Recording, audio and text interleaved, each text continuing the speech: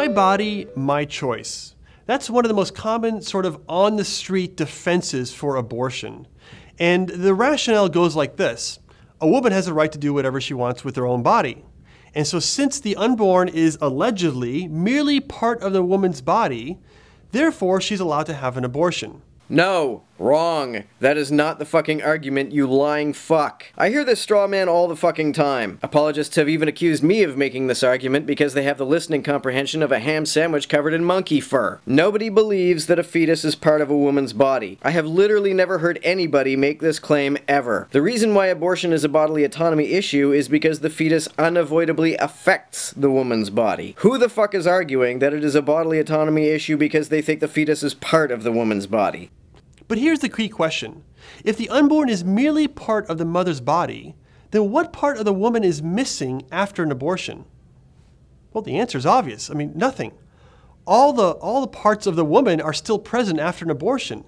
And that's because the unborn is not part of her body, but rather a separate body that lies within her. It's a distinct body, but obviously it isn't separate. It is a connected body. It is a body that has profound effects on the mother's body. Now, this question of whether the unborn is merely a part of the mother's body is actually a scientific question. And if you look at the science of embryology on this question, it is decisive in answering this question. And it turns out there are a number of different qualities and characteristics that are different about the unborn than they are about the mother. So, for example, gender. The unborn's gender can be different than that of the mother. And so, for example, if the unborn is a boy, then the unborn has male genitals. That's a whole other can of worms that I don't think you really want to open. Now, clearly the mother does not have male genitals as a part of her body, and so that's why we conclude that the unborn is different than the mother's body. Or furthermore, there's also DNA. The unborn's DNA, its genetic signature, is completely different and unique from the mother and from the father for that matter.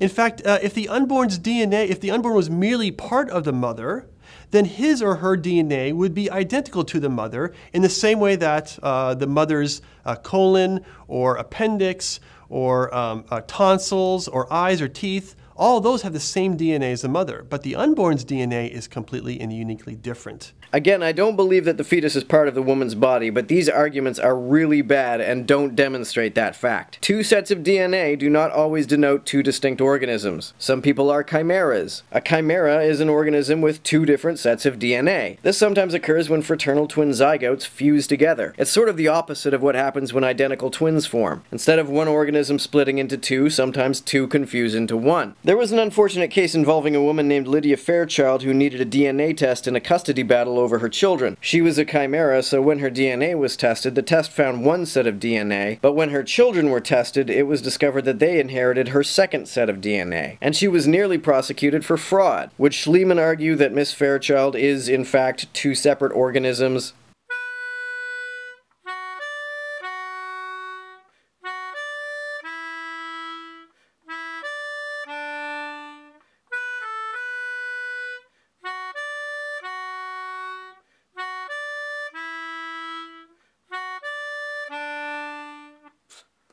I'd like to remind you again that I do have a Patreon.